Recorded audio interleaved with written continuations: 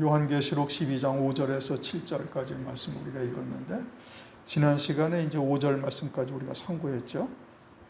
3절을 보면 하늘에 또 다른 이적이 보이는데 큰 붉은 용이 있더라. 그리고 이제 7별 요한을 썼다. 그리고 꼬리로서 하늘의 별 3분의 1을 끌어내리고, 또 여자가 해산하면 아이를 삼키고자 하더라. 이제 거기까지 우리가 상고했습니다. 그와 같이 그 하늘의 큰 이적이다, 하늘이다. 이 지금 1절에도 하늘, 3절에도 하늘 이런 말씀이 있죠. 또 7절에도 오늘 읽은 7절 말씀에도 하늘이다 이렇게 말씀을 하고 있어요. 그래서 이제 이 하늘이라는 것이 뭐냐? 이제 이게 지금 요한계시록을 해석하는 사람들 가운데 의견이 분분하고, 특별히 또 7절의 하늘을 갖다가 이건 뭐 창세전에 사탄이 타락하는 장면이다. 뭔지 이렇게 얘기를 하고 있는데, 그렇게 뭐 요한계시록에 지금 4장을 보면은 7 금초대 교회를 세우시고 이후에 될 일을 말씀하고 있잖아요. 그렇죠? 이후에 될 일, 즉 환난 가운데 있을 일을 말하는 거예요. 환난 가운데 있을 일을 말씀을 하시다가 갑자기 창세전에 뭐 사탄이 타락하는 장면이 요한계시록에 기록될 리는 없는 거예요. 그리고는 제가 이제 서두에 말씀드린 것처럼 이 하늘이라는 것을 우리가 어떻게 봐야 되는가를 이미 말씀을 드렸잖아요. 장소천국이냐? 장소천국도 아니에요. 그럼 뭘 말하는 것이냐? 믿는 자들, 해를 입은 여자들의 성도들, 그 교회를 다니는 성도들의 심령을 말하고 있는 것이다. 이미 이제 말씀을 드렸어요. 그러니까 7절에서의 하늘도 역시 마찬가지다 이겁니다. 그러니까 우리가 성경을 보면서 큰 틀에서 하나님의 말씀이 이게 벗어나질 않아야 되는 거예요. 뭐 이제 이렇게 그냥 해석을 하다가 갑자기 7절에 가가지고서는 뭐 창세 이전에 사단이 타락하는 장면이다 이렇게 해석을 해버리면은, 그러면은 이건 요한계시록이 마지막 때 환난 날에 이루실 하나님의 구원의 세계를 우리에게 비춰주는 것이 아니라 얼토당토하는 이상한 뭐 이야기로 뭐 그냥 끝나버리게 되어지는 거예요. 오늘 5절 6절인데 5절 6절은 해를 입은 여자를 말씀하고 있잖아요. 우선 해를 입은 여자를 통해서 아들이 나오고 예비처로 가는 성도들이 나와요. 우선 이제 세세한 것은 둘째치고 우선 큰 틀에서 먼저 이 문장을 딱 보면은 5절과 6절 말씀은, 5절 말씀은 아들의 신앙이죠. 뭐 우리가 이제 이미 알고 있듯이 순교 성도들을 말하는 겁니다. 순교 성도들이 어디를 통해서 나와요? 해를 입은 여자를 통해서 나와요. 예비처를 가는 성도들도 어디를 통해서 나와요? 해를 입은 여자를 통해서 나와요. 그러니까 해를 입은 여자는 이미 이제 우리가 12장 처음에 상고를 하면서 말씀을 드렸던 것처럼 7 금초대 교회를 말하는 겁니다. 그러니까 7 금초대 교회를 벗어나서는 아들의 신앙에 설 수도 없고 예비처로 가는 자들로 세워질 수도 없다 이 뜻이에요. 그러니까 7 금초대 교회, 해를 입은 여자를 통해서만 순교 성도가 배출이 되는 거예요. 그리고 해를 입은 여자를 통해서만 예비처를 가는 성도들이 나오는 거예요. 그런데 이 해를 입은 여자를 통해서 순교 성도가 나오는 것이 다니엘서 12장 1절을 보면은 개국일의 환란이 어떤 환란이 있고 무릇 책에 기록된 자들이 구원을 얻으리라 그렇게 말씀을 하고 있잖아요. 그러면은 환란 가운데 순교 성도가 해를 입은 여자를 통해서 나오는데, 그들은 환란 전에 어린 양의 생명책에 그 이름이 농명이 되어지고, 어린 양의 생명책에 그 이름이 농명이 된 자들이 환란 가운데 순교를 해서 아들이 나오는 거예요. 그러니까 오늘날 은혜 시대의 이 마지막 때 그 어린 양의 생명책에 그 이름이 기록되는 때인 것이고, 어린 양의 생명책에 그 이름이 기록된 자들이 환난 가운데 순교를 통해서 아들로 확정된다 이겁니다. 그리고 어린 양의 생명책에 농명된 자들을 환난 가운데 순교케 하시는 거예요. 그러면은 해를 입은 여자를 통해서 오늘날 은혜 시대에 어떻게 돼야 되는 거예요? 어린 양의 생명책에 농명이 되는 것이 되어야 되는 거예요. 예비처 성도들은 물론 해를 입은 여자를 통해서 은혜 시대의 예비처 성도들도 이곳을 통해서 양육을 받죠. 또 환난 가운데 두 증인이 증거하는 말씀을 통해서 듣고 음료교에서 나와서 두 증인에게 속한 자가 되어져야 예비처로 갈 수가 있다, 이런 뜻인 겁니다. 그러니까 해를 입은 여자를 벗어나서는 아들로 나올 수도 없고 예비처 성도가 나올 수도 없어요. 음료교회에서 예비처 가는 성도가 나올 수 있어요? 없어요? 없어요. 그 교회에서 계속 있는 자가 되어지면은 그냥 짐승표를 받고 하나님의 진노의 심판을 받고 멸망으로 끝나버리는 거예요. 그러니까 해를 입은 여자, 즉 환난 전에 일곱 금초대 교회를 세워서 하나님께서 이곳을 통해서 양육을 하죠. 그래가지고 해를 입은 여자를 통해서 어린 양의 생명책에 그 이름이 농명이 되어야 되는 것이고, 그 이름이 농명이 된 자들이 환난 가운데 순교를 하는 거예요. 이게 순교를 하는 것이 아들이 딱 나온 거예요. 그런데 어린 양의 생명책에 농명이 된 자들은 하나님께서 반드시 환난 가운데 순교를 통해서 구원을 하실 것을 다니엘서 12장 1절에 말씀을 하셨고, 그 흰옷을 입은 자들은 하나님께서 그 생명책에서 그 이름을 흐리지 아니하시겠다고 정확하게 요한계시록에서도 말씀하고 있으니, 오늘날 환난 날이 되기 전에 이 은혜 시대에 어린 양의 생명책에 농명이 되는 것이 가장 우선순위인 것이고, 그것은 어디를 통해서 이루어져요? 이 금초대 교회를 통해서 이루어지는 거예요. 그런데 이제 우리가 요한계시록의 말씀을 통해서 환난 가운데 예수의 증거와 하나님의 말씀을 위해서 순교를 하는 것이 이제 첫째 부활의 영광이요, 그것이 이제 아들의 신앙이다, 아들의 영광이다 라는 것을 알고 있다 할지라도 그 어린 양의 생명책에 농명이 되기까지 이 해를 입은 여자를 통해서 양육되어지지 아니하면 안 되는 거예요. 환난 가운데 어린 양의 생명책에 농명이 될 수가 있어요, 없어요? 없단 말씀이에요. 환난 전에 어린 양의 생명책에 농명이 된 자들을 환난을 통해서 순교케 하는 것이지, 환난 가운데 어린 양의 생명책에 농명이 되는 자들은 없어요.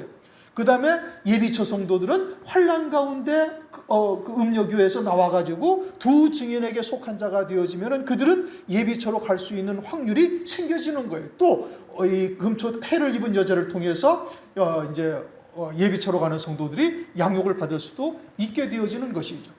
그러면데 이제 예를 들어서 이 교회를 통해서 있다가도 나가는 사람들이 이제 상당수가 있잖아요. 상당수라고 하기에는 그렇지만은 여러 사람들이 있어요.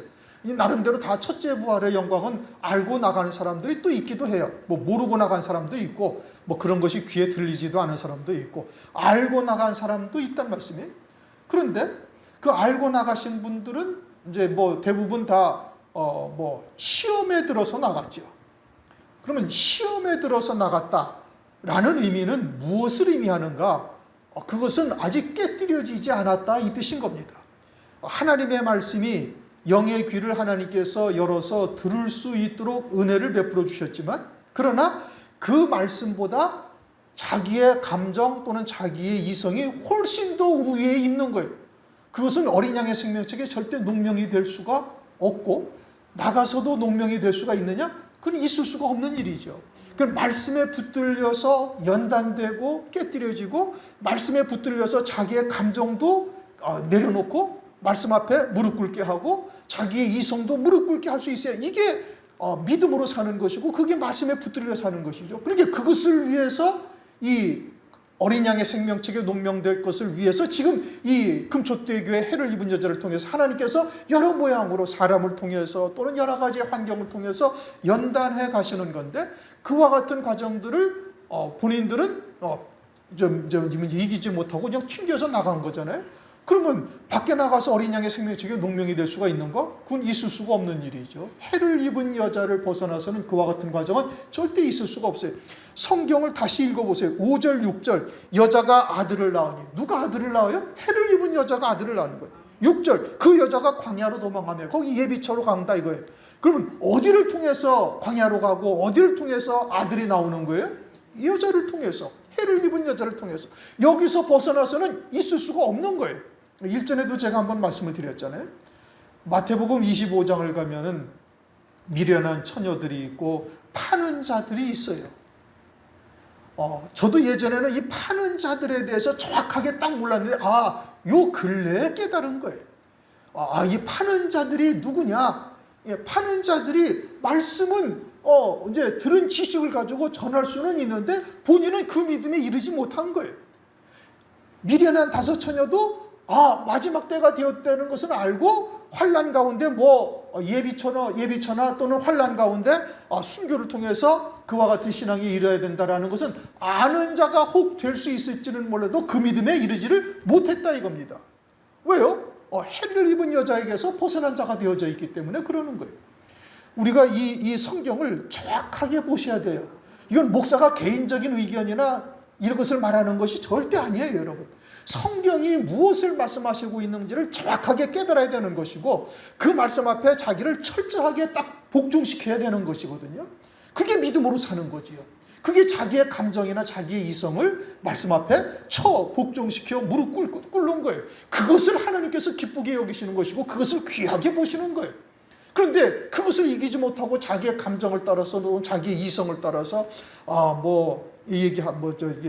기분 나쁘다 이거죠. 그것은 목사가 하는 말이 성령 안에서 진리의 말씀이라고 듣고 있지를 않는 거예요. 본인은 사람으로서 듣고 있는 거예요. 사람으로서 사람의 이야기를 듣고 있는 거예요. 그러니까 목사가 성령 안에서 증거하는 말씀이 하나님의 말씀으로 하나님의 음성으로 듣는다면 시험에 들 리가 여러분 있습니까? 없습니까? 시험에 들을 수가 없죠. 어떻게 하나님의 말씀으로 듣는데 그것을 어떻게 시험에 들어요? 그 말씀을 듣고 어떻게 삐질 수가 있어요? 이건 있을 수가 없는 일이에요. 그건 사람의 소리로 듣고 있다 이 뜻인 겁니다. 그런데 우리가 증거하는 말씀이 성령 안에서 진리의 말씀이에요? 아니면 사람의 소리예요? 이제 사람의 소리라고 말하기는 또 곤란하겠죠. 그러면 본인은 뭐냐? 본인은 전혀 영적인 존재가 되고 있지 못하다. 이성적인 존재요, 감정적인 존재요. 기분 나쁘니까 그냥 팽개쳐봐 그리고 나간 거예요. 말씀이고 뭐고 다 필요 없다 이거죠. 밖에 나가서 또 말씀을 들을 수도 있겠죠. 우리 카페 그냥 열려 있으니까 제가 이제 안 닫았으니까. 그러니까 여기서 들을 수 있죠. 들어도 말씀에 붙들려서 연단이 되어져야 되는 거예요. 깨뜨려져야 되는 거예요. 자기가 그 말씀 밑으로 굴복하고 들어가야 되는 거예요. 그것이 하나님을 경외하는 것이고 그것이 하나님의 말씀을 믿는 거죠. 그렇지 않으면 그건 하나님의 말씀을 믿는 행위가 절대 아닌 겁니다. 그냥 지식으로 듣는 거예요. 지식으로 듣는 자들이 뭐 하는 거예요? 파는 자들이 되는 것이고 파는 자가 되지 않았으면은 이제 기름 준비하지 못한 미련한 처녀의 자리에서 끝나버리는 거예요. 불쌍한 일이죠. 우선 큰 틀에서 여자 5절 6절 여기서만 아들이 나오고 여기서만 예비처로 가는 성도가 나온다는 것을 정확하게 딱 인식을 하셔야 돼요. 그러니까 끝까지 남아있는 자가 되어지면 최소한도 예비처는 갈 수가 있는 것이고 조금 자기가 믿음으로 열정을 가지고 하나님의 말씀에 굴복하며 자기를 복종시켜서 어린 양의 생명책에 농명이 된 자가 되어지면 아들의 신앙이 혹은 첫째 부활의 영광에 이르게 되어지는 겁니다. 금초대의 교회에서 반드시 그와 같은 자리까지 하나님께서 이끌어 가시는 거예요. 그 믿음을 보시고 하나님께서 그와 같은 영광의 자리에 이르는 거예요.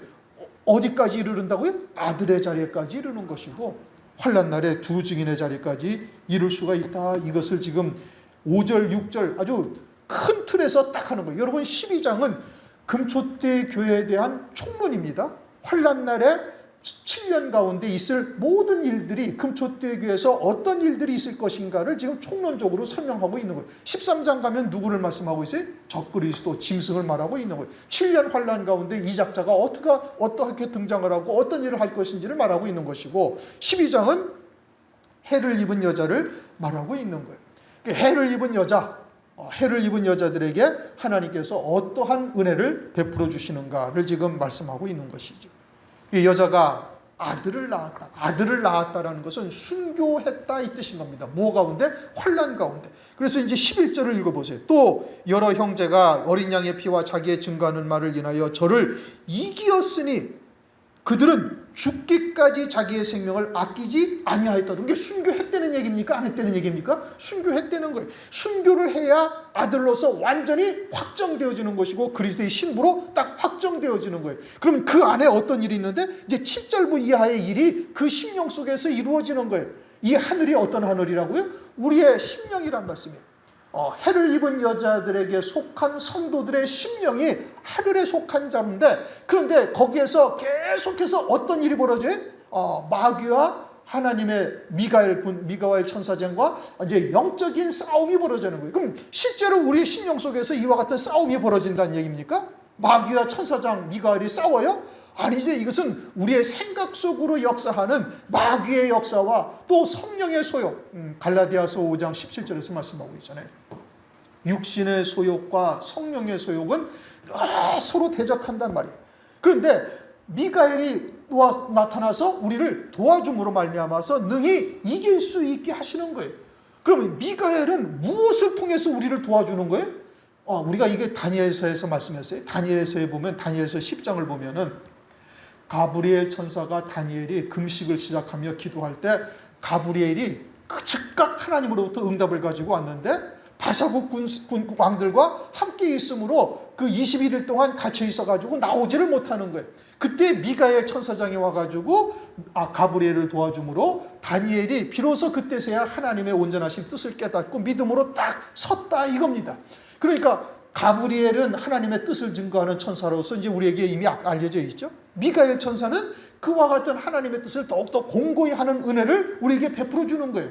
다니엘서 12장 1절 그때 내 민족을 호위하는 대군 미가엘이 일어날 것이요 또 환란이 있으리니 이는 개국 이래 없던 환란이고 무릇 책에 기록된 자들이 구원할 것이라. 그럼 환란 날에 어떤 천사장이 와서 우리를 도와줘요? 미가엘 천사장이. 무엇을 도와주는 거예요? 하나님의 말씀에 대한 확고한 신앙을 우리에게 딱 세울 수 있도록 해서 악한 원수 마귀 미혹하는 역사 또는 회방하는 역사, 대적하는 역사를 완전히 물리쳐서 하늘에 속한 자로 온전히 세워지는 역사가 그게 이제 7절 이하부터 쭉 말씀하고 있는 거예요. 그 결과가 어떻게 돼? 예수의 증거와 하나님의 말씀을 전하여 딱 순교하는 자리까지 기꺼이 감당해서 능히 이길 수 있게 하신다. 순교를 통해서 이길 수 있게 하신다. 요게 아들을 낳은 거다 이런 뜻인 겁니다.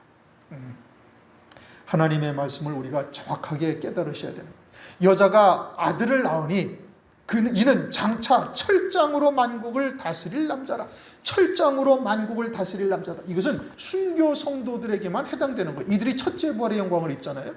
첫째 부활의 영광을 입고 나면은 계시록 19장에 가서 흰 말을 타고 희고 깨끗한 세마포를 입고 주님의 뒤를 따라오는 자가 되어지는데 그때 주님이 무슨 권세를 가지고 행사해요? 철장 권세를 가지고 있는 거예요. 계시록 19장을 한번 읽어보십시다. 19장 14절 15절 하늘에 있는 군대들이 희고 깨끗한 세마포를 입고 백마를 타고 그를 따르더라. 그 입에서 이한검이 나오니 그것으로 만국을 치겠고 친히 저희를 철장으로 다스리며 또 친히 하나님 곧 전능하신 이의 맹렬한 진노의 포도주틀을 밟겠고. 여기서 하늘에 있는 군대라는 것을 이제 일반적으로 요한계시록을 해석을 하는 데서 이것을 천사들이라고 얘기를 하는데 천사들이 아니라 첫째 부활한 성도들이요 어린 양의 아내들이 희고 깨끗한 세마포를 입은 것이죠. 이것은 이제 계시록 17장 14절에서 정확하게 딱 답을 하고 있어요. 계시록 17장 14절을 읽습니다. 저희가 어린 양으로 더불어 싸우려니와 어린 양은 만주의 주시오 만왕의 왕이심으로 저희를 이기실 터이요. 누가 이겨요? 어린 양이 이기신단 말이에요. 누가? 재림하시는 그리스도께서. 또 그와 함께 있는 자들 곧 부르심을 입고 빼내심을 얻고 진실한 자들은 이기리로다. 주님과 함께 있는 자들이 누구라고요? 부르심을 입고 빼내심을 얻고 진실한 자들. 이게 천사들에게 해당되어지는 내용입니까? 아니면 순교한 성도들을 말씀하시는 거예요? 순교한 성도들을 말씀하는 거죠.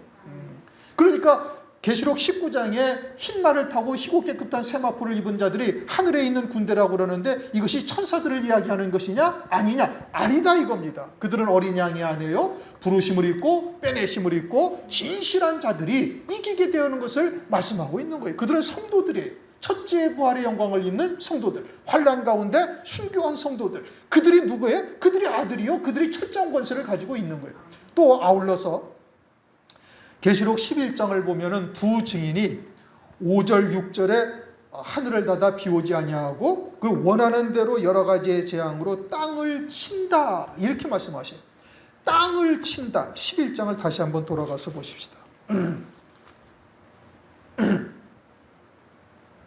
11장 6절 저희가 권세를 가지고 하늘을 닫아 그 예언하는 날 동안 비 오지 않게 못하게 하고 또 권세를 가지고 물을 변하여 피가 되게 하고 아무 때든지 원하는 대로 여러 가지 재앙으로 땅을 치리로다.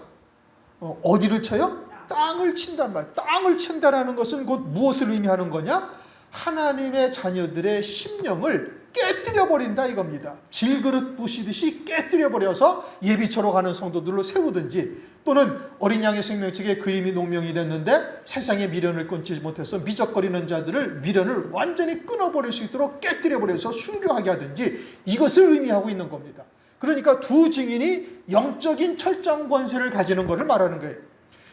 영적인 철장 권세를 가지고 있다가 첫째 부활의 영광을 입고 주님과 함께 올 때는 실상으로 이 철장 권세를 주님과 함께 가지고 이 땅에 오는 자들이 되는 것이죠. 그들이 왕들이 되는 거잖아요. 그래서 이는 장차 철장으로 만국을 다스릴 남자라. 이게 첫째 부활의 영광을 입는 자들인 겁니다. 주님이 재림하실 때 하늘에 있는 군대가 되어져서 희고 깨끗한 세마포를 입고 백마를 타고 오는 첫째 부활한 성도들을 말씀하고 있는 것이고, 그 첫째 부활의 영광을 입게 되어질 때 그때 이제 실상으로 딱 가지는 거예요. 뭐를? 철장 권세를 실상으로 가지는 겁니다. 주님과 함께 실상으로 가지는 것이죠. 그 아이를 이제 그 다음에 뭐라고 말씀하셨어요? 그 아이를 하나님 앞과 보좌 앞으로 올려가더라. 그러니까 이제 이것을 휴거라고 얘기를 해요. 하늘로 올라간다. 지금 아들을 낳았고 아들이 하늘로 올라가는데, 이 12장은 지금 해를 입은 여자에 대한 총론적 설명이다. 제가 이제 서두에 그렇게 말씀을 드렸잖아요. 총론적 설명이고, 그 다음 6절에 가면은 1260일을 예비처 성도들이 예비처로 가게 되어짐을 말하고 있잖아요. 그러면 5절에서 하나님 보좌 앞으로 올라간다고 그랬는데, 하나님의 보좌 앞에 올라가는데 혈육의 몸으로 올라갈 수가 있어요, 없어요? 없잖아요.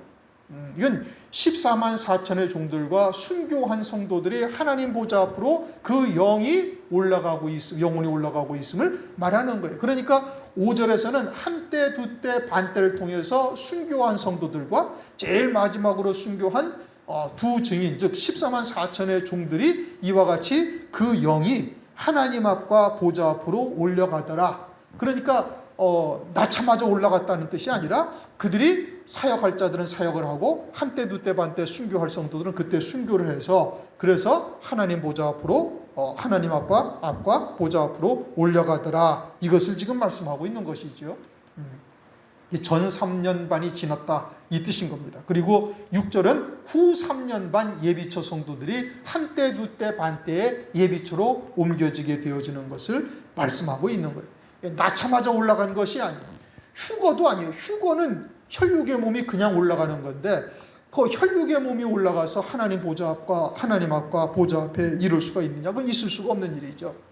이것은 휴거 성도는 그 밑에 예비처 성도가 휴거 성도가 되는 것이지, 이것을 갖다가 휴거라고 주장한다면 이거는 말도 안 되는 얘기고, 부활이라고 얘기해도 그것도 말도 안 되는 얘기고, 아들의 신앙, 아버지의 유업을 이을 아들의 신앙이 순교를 통해서 전 3년 반 순교를 통해서 하나님 앞과 보좌 앞에 올려갔다라는 것을 말씀하고 있는 거예요. 그러니까 11장에서 두 증인이 활약을 하는데, 두 증인은 계시록 7장에 있는 14만 4천의 종들인 것을 말씀을 하고 있는 것이고, 그리고 14장에 가서 보시면 14장 1절에 이렇게 말씀하시잖아요. 또 내가 보니 보라, 어린 양이 시온산에 섰고 그와 함께 14만 4천이 섰는데 그 이마에 어린 양의 이름과 그 아버지의 이름 쓴 것이 있도다. 14만 4천이 지금 어디에 있어요? 시온산에 어린 양과 함께 서 있단 말이에요. 그들은 순교를 타고, 그리고는 어린 양과 함께 시온산, 하나님의 나라의 영의 세계에 이미 올라가 있음을 말하고, 이제 첫째 부활의 영광을 입고 내려올 것을 위해서 지금 서 있는 것이죠. 이제 그것을 말씀하고 있는 겁니다. 6절, 그 여자가 광야로 도망하네.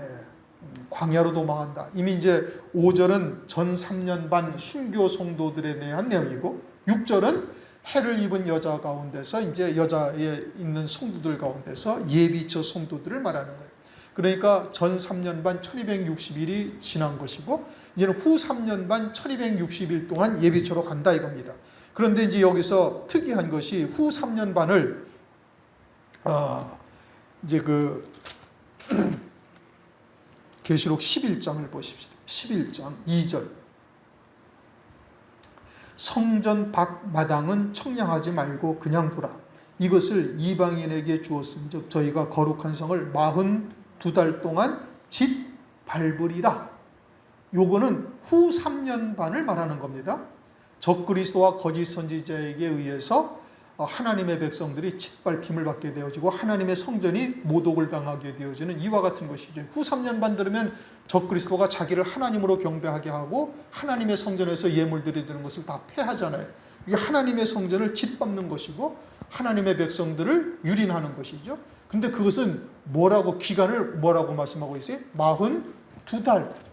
그 달이라는 것은 어둠의 권세가 이제 득세를 하고 자기들의 마음대로 이제 권세를 행하는 때를 말하는 거예요. 달빛이 언제 떠요? 밤에 뜨잖아요.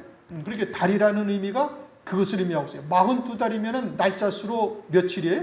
1260일. 성경은 한 달 30일이란 말이에요. 성경에서의 한 달은 30일이에요. 그러니까 42달, 40달이면 3, 40이 1200일이고 두 달이면 60일, 1260일. 그럼 똑같은 1260일을 예비처로 간 성도들은 42달이라고 하지 않냐고 뭐라고 그랬어요? 1260일. 왜 일이라는 단어를 썼어요? 거기서는 하나님께서 보호 양육하시는 진리의 빛이 임하는 곳이고 적그리스도가 통치하고 있는 이 세상은 어둠의 권세가, 흑암의 권세가 다스리고 있는 때다 해서 42달, 여기서는 1260일. 마치 고센 땅과 애굽 땅처럼 애굽 땅에는 흑암의 권세, 사망의 권세가 막 재앙이 임하는데 고센 땅에는 빛이 임하고 그리고는 아무런 사망의 권세도 흔적도 없이 그냥 개도 혓바닥을 움직이지 않더라. 이와 같이 보호 예비처가 이와 같이 되어질 것을 말씀하고 있다, 이 뜻인 겁니다.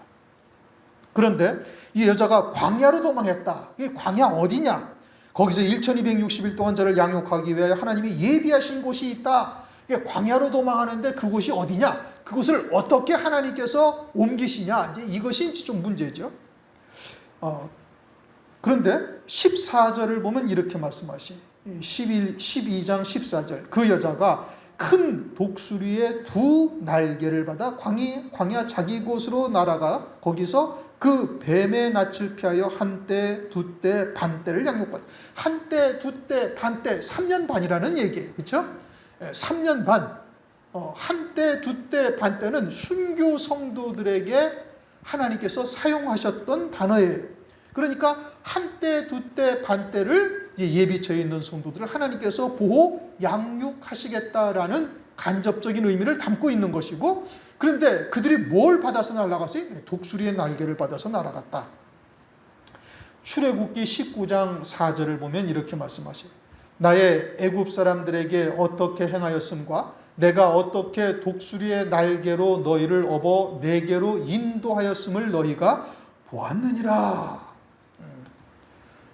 하나님께서 10가지 이적과 재앙으로 하나님의 권능으로 이스라엘 백성들을 애굽 땅에서 출애굽을 시켰어요.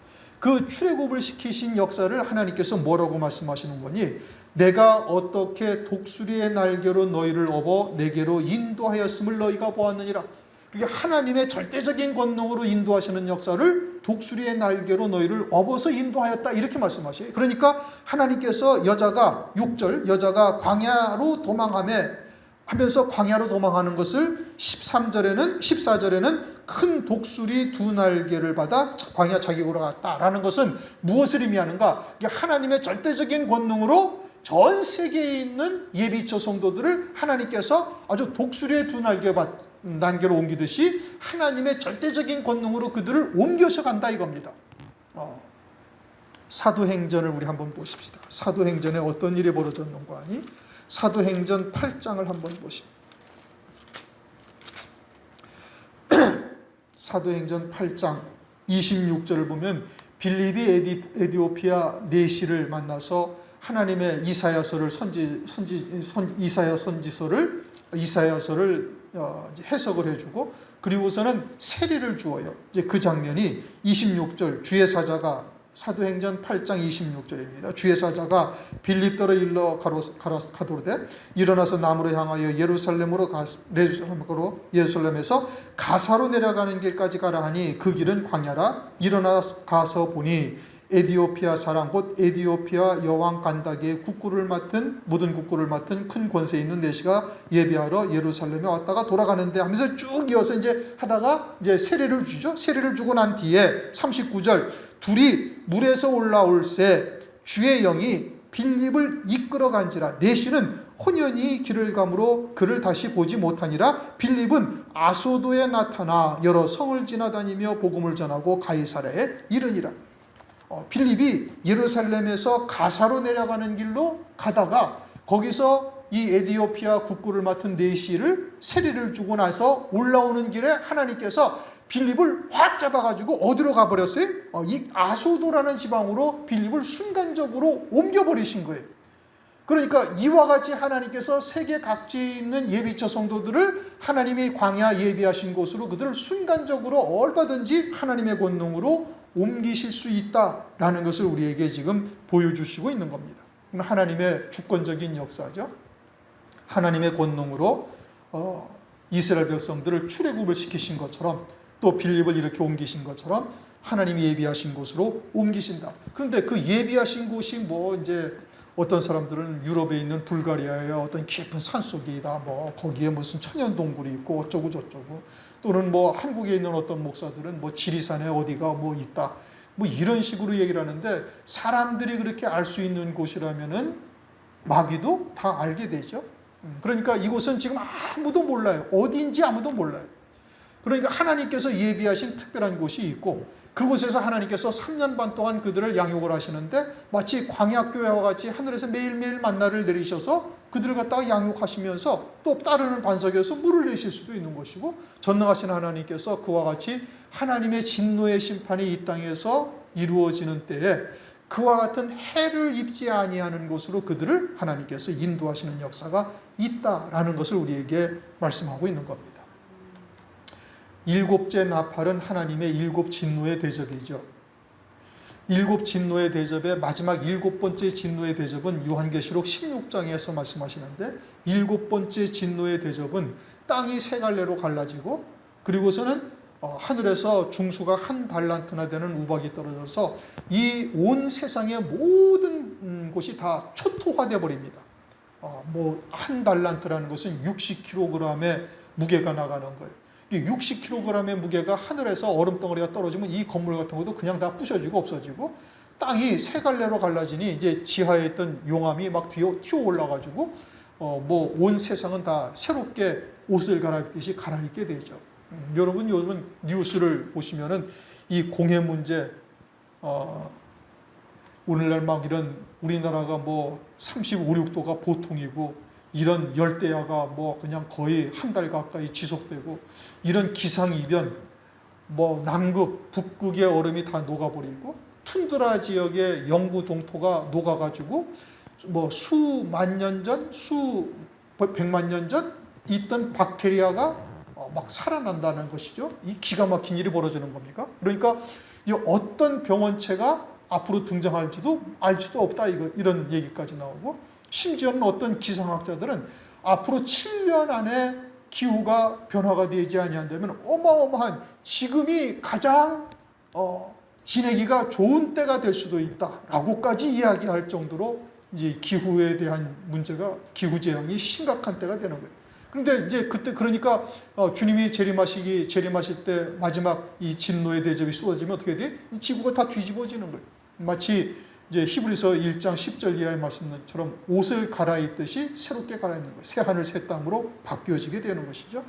근데 그것은 일곱 번째 진노의 대접이에요. 그러면 그와 같은 때에 주님이 재림을 하시는가? 아니요. 주님은 그 전에 오신다고 이제 우리가 요한계시록을 상고하면서 이미 한번 상고해 본 거죠. 여섯째 진노의 대접이 쏟아질 때 동방에서 오는 왕들의 길이 예비되더라. 요한계시록 16장 12절에 그렇게 말씀하십니다. 동방에서 오는 왕들은 동방은 해가 뜨는 곳이고 그것은 주님이 재림하시는 것을 말씀하고 있고 동방에서 오는 왕이 아니라 왕들의 길이 예비된다 이럽니다. 동방에서 오는 왕들의 길. 그럼 그것은 누구를 말하는 거예요? 주님을 말하는 것이 아니라 첫째 부활의 영광을 입은 성도들이에요. 천년왕국에서 왕들이 되어질 부활의 신령한 몸을 입고 오는 자들 그들의 길이 예비되는데 그들이 혼자 그들만 옵니까? 아니죠. 주님을 뒤따라오는 것이죠. 그러니까 주님은 몇 번째 진노의 대접이 쏟아질 때 오시는가? 6번째 진노의 대접이 쏟아질 때 오는 것이고, 그때 예비처 성도들이 하늘로 그대로 끌려 올라가는 거예요. 그리고는 끌려 올라가는 사이에 이 지구는 완전히 뒤집어지고 새 하늘 새 땅으로 바뀌어지게 되어지는 역사가 나타나게 되어지는 것이죠. 그렇게 1260일 동안 저를 위하여 양육하기 위하여 하나님이 예비하신 곳이 있더라. 오늘은 벌써 시간이 5절 6절 하니까 다 됐네요. 자, 우리가 처음으로 다시 돌아가서 중요한 것은 예비처로 가는 휴거 성도들이나 아들, 즉 예수의 증거와 하나님의 말씀을 인하여 순교하는 성도들은 해를 입은 여자를 통해서만 나오는 것이고, 이 순교, 아들이 확정이 되어지는 것은 순교를 통해서 확정되는 거예요. 이 순교를 통해서 확정되어질 자들은 환란 이전에 은혜 시대에 어린 양의 생명책, 요한계시록 13장에 등장을 하죠. 8절. 어린 양의 생명책에 그 이름이 농명된 자들이 환란을 통해서 순교를 하는 것이, 그러니까 오늘날 이 마지막 때에 어린 양의 생명책에 농명될 자들을 세우고 그들이 환난 가운데 순교를 할 수 있게 되어지는 것이고, 그러면 어린 양의 생명책에 농명이 되는 것이 지금 오늘날 가장 우선순위인데, 이 어린 양의 생명책에 농명이 되는 것은 어디를 통해서 농명이 돼? 해를 입은 여자를 통해서 농명이 되는 거예요. 금초대 교회를 통해서 농명이 되는 거예요. 그러니까 금초대 교회에 무단히 앉아서 끝까지 남은 자가 되어지면 최소한도 예비처는 갈 수 있는 것이고, 우리가 조금 깨어있어 믿음으로 달려가는 자가 되어지면 순교하는 영광을 누릴 수가 있게 되어진다라는 것을 말씀하고 있는 겁니다. 다른 곳은 나올 수가 없어요. 그러니까 부단히 이 금초대 교회를 통해서 연단되어지고 훈련되어지고 불같은 믿음의 시련, 베드로전서 1장에서 말씀하고 있잖아요. 말세의 은혜를 입기로 예비된 자들에게 하나님께서 여러 가지 시험과 불같은 믿음의 시련들을 우리에게 허용하시는 거예요. 이 시험을 하시는 거예요, 하나님께서. 성도들 간의 갈등 문제도 있고, 또는 목사를 통해서도 선포되는 말씀을 통해서 시험에 들 수도 있고, 이런 것들을 다 이기고 남은 자가 되어질 때 어린 양의 생명책이 농명이 되는 것이고, 그럴 때 환난 날에 그들을 순교케 하시는 역사가 이제 임하게 되어지는 것이죠. 그렇게 순교하는 것이 아들로 딱 낳은 것이다 이겁니다. 아들을 낳은 것이죠. 오늘은 5절 6절 말씀만 상고를 하겠습니다. 우리가 하나님의 말씀을 정확하게 보시고 하나님의 뜻을 바르게 깨달아야 되는 거예요. 그래야 그 말씀이 우리에게 진리의 등불이 되어져서 우리의 발걸음을 인도하시는 역사가 임하게 되어지는 거예요. 기도하시겠습니다.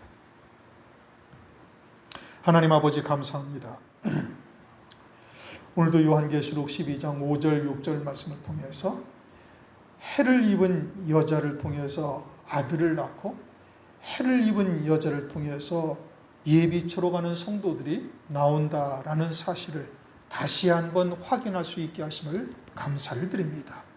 우리가 때로는 신앙생활을 함에 있어서 육체를 입고 있는 자라 여러 가지의 갈등의 요소들이 없을 수는 없으나 그와 같은 여러 가지의 시험과 불같은 믿음의 시련을 잘 이겨낼 수 있도록 은혜를 베풀어 주시옵소서. 하나님의 말씀을 믿음으로 받을 수 있게 도와주시고 성령의 인도하심을 따라 육신의 이성이나 감정이 앞서는 것이 아니라 말씀 앞에 무릎 꿇게 하는 저희들 되게 하셔서 끝까지 남은 자의 반열에 설 수 있도록 은혜 위에 은혜를 더하여 주시옵소서. 그러므로 이 마지막 때 이 반석교회에 있는 모든 성도들이 아들의 유업을, 아버지의 유업을 잇는 아들의 신앙으로 인도함 받을 수 있도록 은총을 베풀어 주시옵소서. 예수 그리스도의 이름으로 감사하며 기도드립니다.